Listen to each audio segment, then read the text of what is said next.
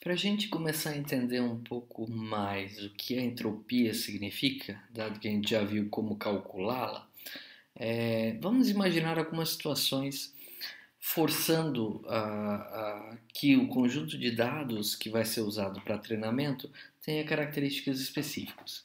Vamos considerar, por exemplo, o que é que acontece com a entropia quando no conjunto de dados que vai ser usado para treinamento do nosso algoritmo existe a mesma quantidade de instâncias positivas e negativas? Quer dizer, como é que a gente pode pensar ou imaginar essa situação? Se nós usarmos o mesmo padrão de um conjunto de dados S com 16 instâncias, como a gente usou no exemplo anterior, para termos a mesma quantidade de instâncias positivas e negativas, nós vamos precisar ter 8 instâncias positivas e 8 negativas. Se a gente estivesse planejando ou pensando de novo nesse exemplo é, como se fosse na verdade um banco de dados de treinamento para se aprender a classificar se um paciente deve usar a lente de contato ou não, significa que nos meus dados de treinamento eu deveria ter 8 pacientes que utilizam lentes de contato e 8 pacientes que não utilizam lentes de contato. Para eu calcular a entropia nesse novo conjunto de dados agora, então a entropia do conjunto S, eu vou usar exatamente a mesma fórmula que a gente havia usado. Então, nesse caso, eu vou ter 8 instâncias positivas sobre 16, que é o total, vezes o log na base 2, de 8 positivas sobre 16, menos 8 negativas sobre 16, vezes o log na base 2 de 8 negativas sobre 16. Se a gente analisar, não é difícil perceber que eu vou ter exatamente a metade das instâncias, ou seja, 0,5 para as positivas e 0,5 para as negativas. O log das duas vai ser exatamente o mesmo também, então vai ficar menos um e menos um. E fazendo o somatório aqui, usando os menos, a gente vai ver que vai ter meio mais meio, ou seja, a entropia é 1 para um conjunto de dados que tenha exatamente a metade das suas instâncias sendo positivas e a outra metade sendo negativa, se for um problema binário, né? um aprendizado de conceito, por exemplo. Então, a entropia 1 significa que você não tem tendência nem para instâncias positivas, nem para negativas. Isso está muito bem dividido. Imagine que você fosse diagnosticar ou classificar um novo paciente que chega com base naquilo que é mais comum. Então, se você tem um conjunto de dados onde você tem muitas instâncias positivas e poucas negativas, o que acontece é que, por essa base de treinamento, você poderia ter uma tendência a classificar um novo caso que ele fosse parecido com aquele que é mais comum na base de treinamento. Quando você tem a entropia igual a 1, significa que você não tem uma tendência nem para um lado nem para o outro, e significa então que você tem uma situação muito difícil de escolha, né? Você não sabe para que lado há tendência nesses seus dados. O que aconteceria, por exemplo, agora numa nova situação onde com a entropia, desculpe, quando todas as instâncias fossem só positivas, por exemplo? Então, nesse caso, o meu mesmo conjunto com 16 instâncias, ele teria que ter as 16 positivas e 0 instâncias negativas. Se eu fosse calcular a entropia nesse caso, usando a mesma fórmula que a gente já tinha visto antes, o que acontece é que eu vou ter todas as instâncias sendo positivas, então 16 sobre as 16, vezes o log na base 2 de 16 sobre 16, menos nenhuma, ou seja, 0 instâncias negativas sobre as 16 vezes o log de 0 e assim por diante. Se eu fosse fazer o cálculo na sequência, eu teria, claro, 16 sobre 16, 1 vezes o log de 1 é 0, então aqui vai ficar 1 vezes 0, que vai dar 0, menos 0 que multiplica o log do que viria para lá. Percebam que aqui eu não estou executando e não quero realizar essa conta, porque o log de zero vai gerar complicações se a gente quiser calcular. Entretanto, eu estou considerando que aqui eu tenho algum valor que eu não sei qual é e estou multiplicando. O zero que multiplica isso aqui vai ser zero. Então, no final das contas, eu vou ter zero mais zero e vou ter a entropia igual a zero para quando todas as instâncias são positivas em um conjunto de dados. Significa que você tem tendência máxima aqui.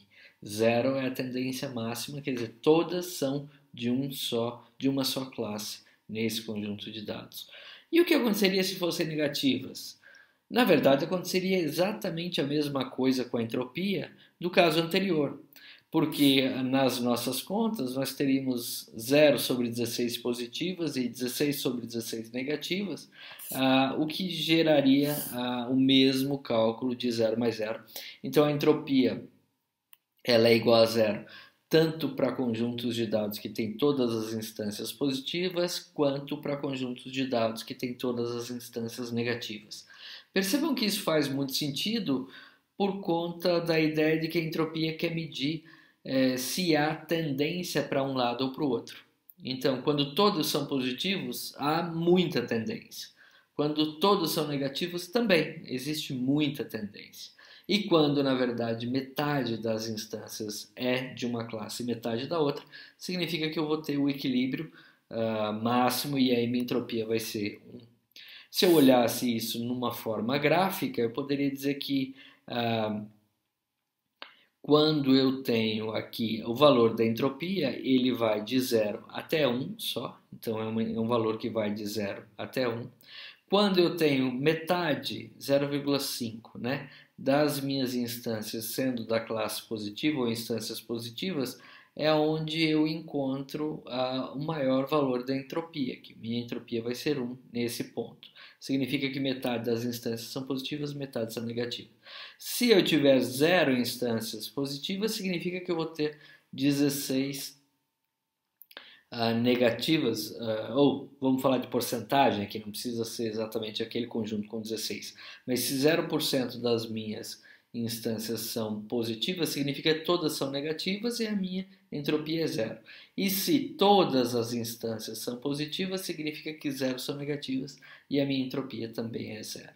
Então esse gráfico é bem interessante para ajudar a gente a lembrar essa ideia de que a entropia a gente mede de 0 a 1, e a entropia máxima 1 é quando eu tenho uma divisão exatamente igual, e a entropia mínima 0 é para quando eu tenho um conjunto de dados com uma tendência total para um lado ou para o outro.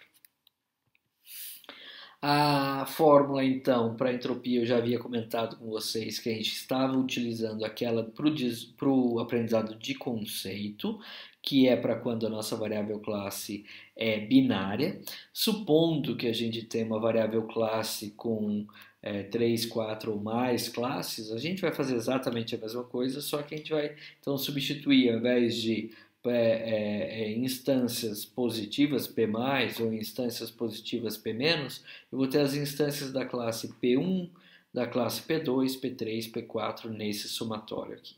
Tá? Então, na verdade, é o mesmo cálculo, só vou ter mais parcelas nesse somatório.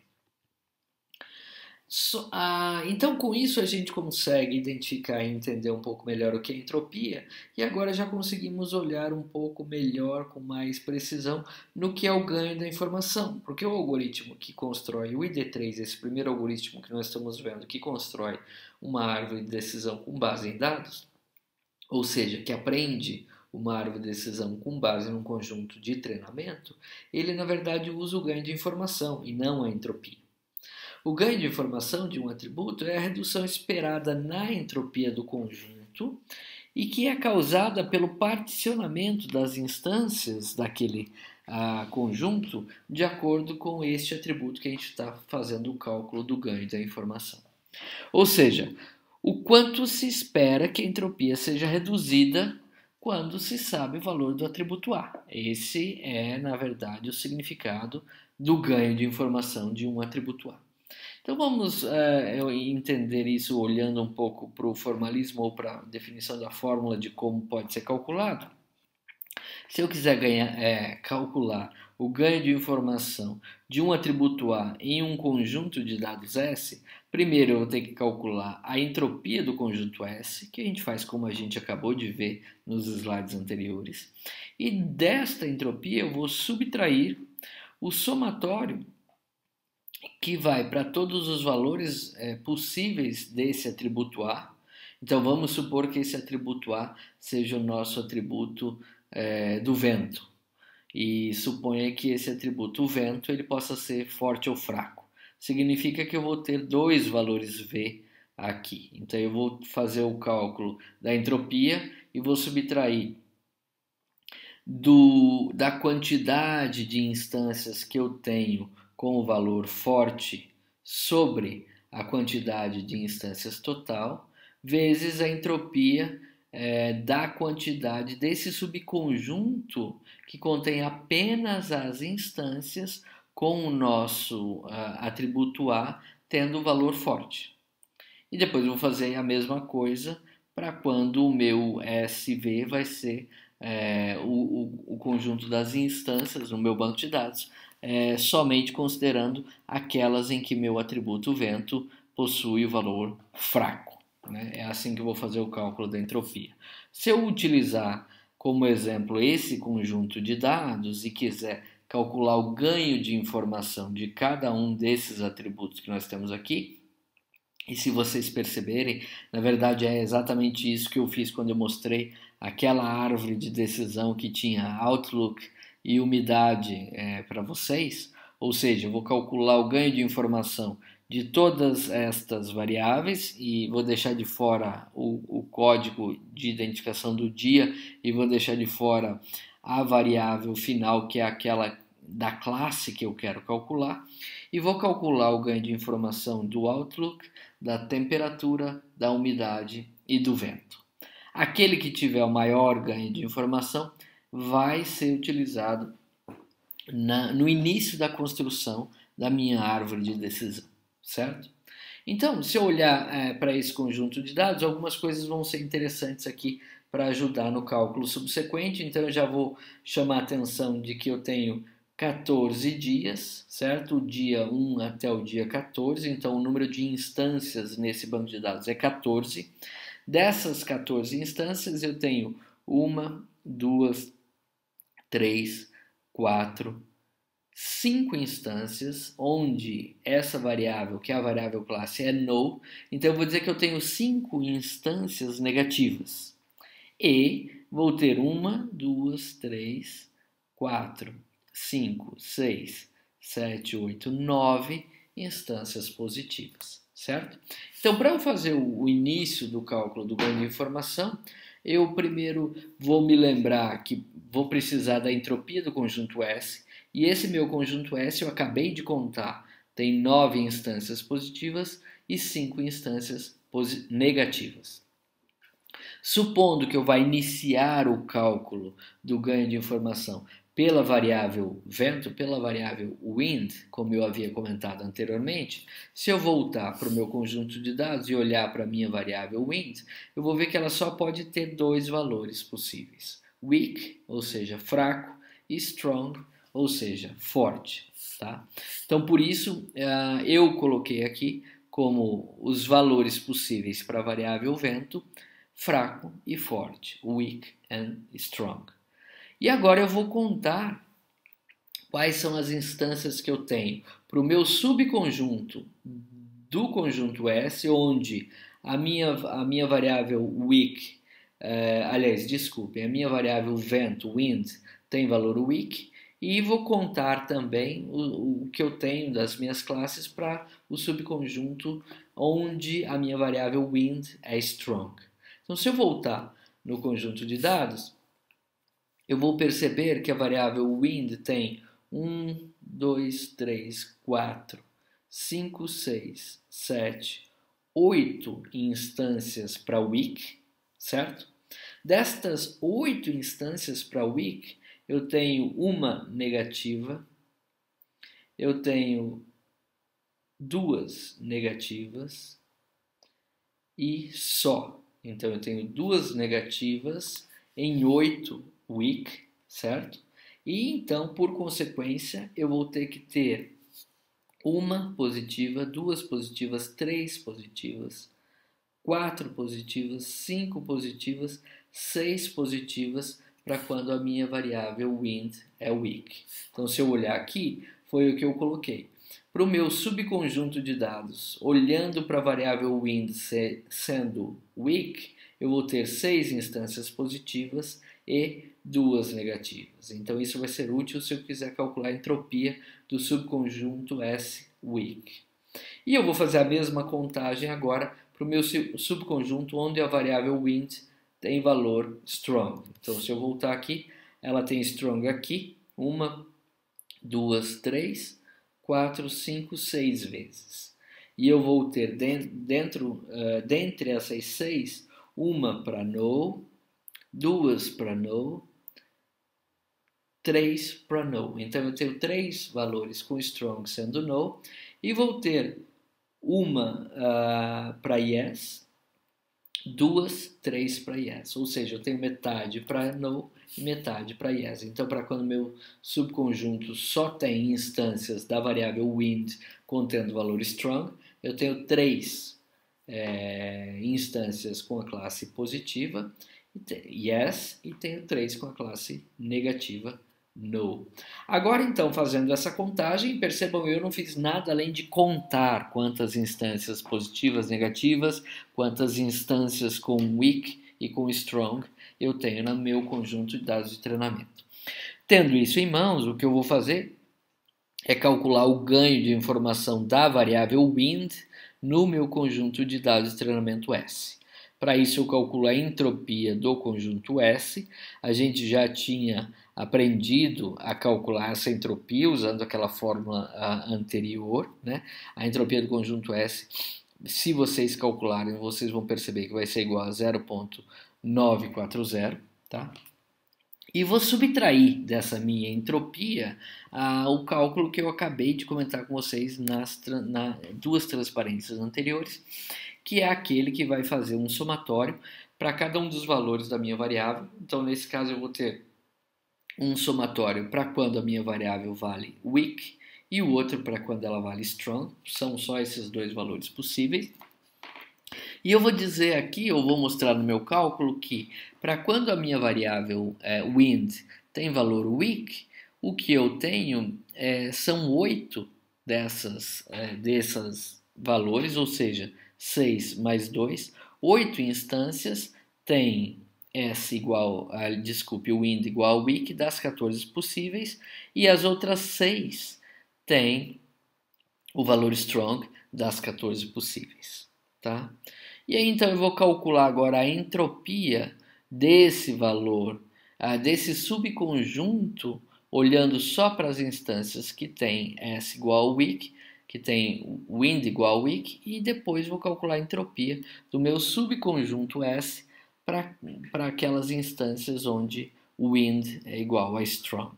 Fazendo esse cálculo, eu vou perceber, por exemplo, que a entropia deste cara aqui é uma entropia máxima, é uma entropia igual a 1. Nós vimos isso anteriormente, quando eu tenho exatamente a mesma quantidade de instâncias positivas e negativas, significa que esse cálculo da entropia do strong, então, vai ser igual a 1. E o cálculo da entropia do weak, como há uma certa tendência para um lado, então não é 0 e 1, então não é, desculpem, 8 e 0, mas também não é 4 e 4, então eu vou ter uma tendência para o positivo e a entropia vai ser 0,811. Fazendo esse cálculo, vocês façam, por favor, esse matematiquês aqui, podem ter auxílio de calculadora, sem problema nenhum, vocês vão chegar ao resultado 0,048. Significa que o ganho de informação da minha variável wind é 0,048. Significa que a minha variável wind traz pouco ganho de informação. Eu saber a minha variável wind, ele não vai me ajudar muito a discernir se esse exemplo que tem wind igual a strong ou esse wind igual a weak, por exemplo, não vai me ajudar muito a saber se esse é um bom dia para eu praticar esporte ou não é um bom dia para praticar esporte. Para ser sincero, aqui no nosso conjunto de dados, o esporte definido acabou ficando para tênis. Então, saber se é weak ou saber se é strong, o vento é forte ou fraco, acaba não ajudando muito na classificação. E é isso que aquele ganho de informação pequeno está me dizendo. E se a gente olhar no conjunto de dados, percebam, isso faz todo sentido. Percebam que eu olho aqui e vejo que tem várias que são instâncias que tem o wind igual ao weak, que é no, depois eu acho uma outra que é weak, que é yes, depois eu acho weak com no de novo, ou seja, não é tão decisivo esse conhecimento sobre o valor da variável wind para eu saber qual vai ser a classe final da instância. Por isso que eu tive um valor pequeno aqui. Então eu tenho que continuar na minha ideia, eu já sei o ganho de informação da variável wind, o que eu tenho que fazer agora é calcular o ganho também para umidade, temperatura, outlook e assim por diante. E eu quero que vocês tentem fazer, façam isso, seguindo o mesmo padrão que nós seguimos até aqui para construir o algoritmo, aliás, para construir o valor do ganho de informação da variável wind. E se vocês fizerem isso, vocês vão perceber que o ganho de informação da variável outlook vai ser o maior deles, vai ser igual a 0,246, depois umidade, depois vento e depois, por último, temperatura.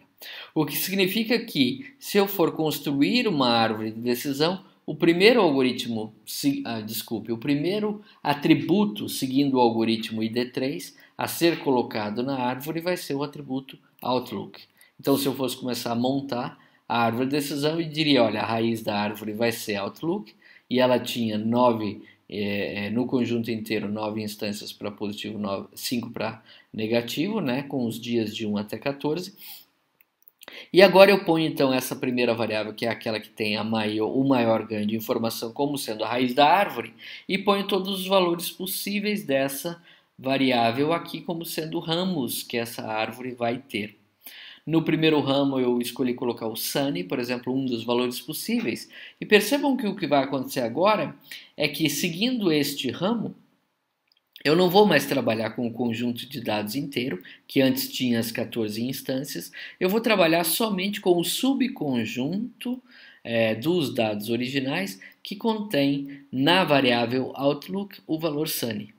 Isso vai representar para mim somente as instâncias do dia 1, 2, 8, 9 e 11. Se eu retornar para o nosso conjunto de dados, vocês vão ver o dia 1, 2, 8, 9 e 11 são os únicos que eu tenho sunny. Então, é por isso que eu coloquei aqui dia 1, dia 2, dia 8, dia 9, dia 11.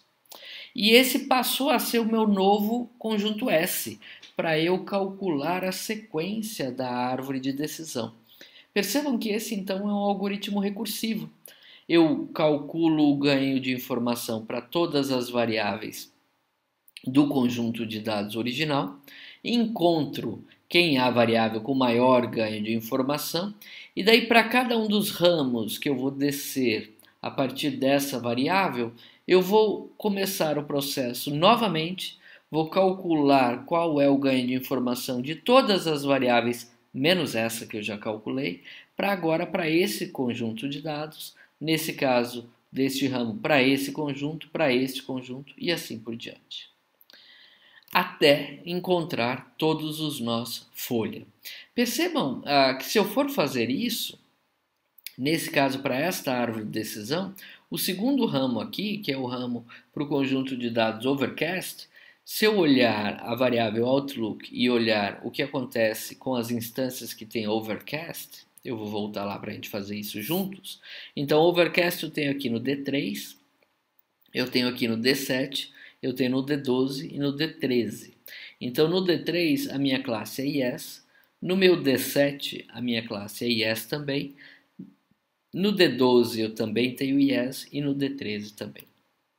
Isso significa que, quando a minha variável outlook é overcast, todos os exemplos do meu conjunto de treinamento tinham a classe yes.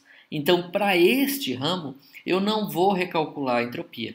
Significa que aqui eu já atingi o que nós chamamos de nó folha e eu vou colocar a classe, então, aqui esse ramo aqui pertence, que vai ser o yes, porque eu tive todas as 4 instâncias sendo instâncias positivas e 0, ou seja, nenhuma instância da outra. Então eu pus yes aqui.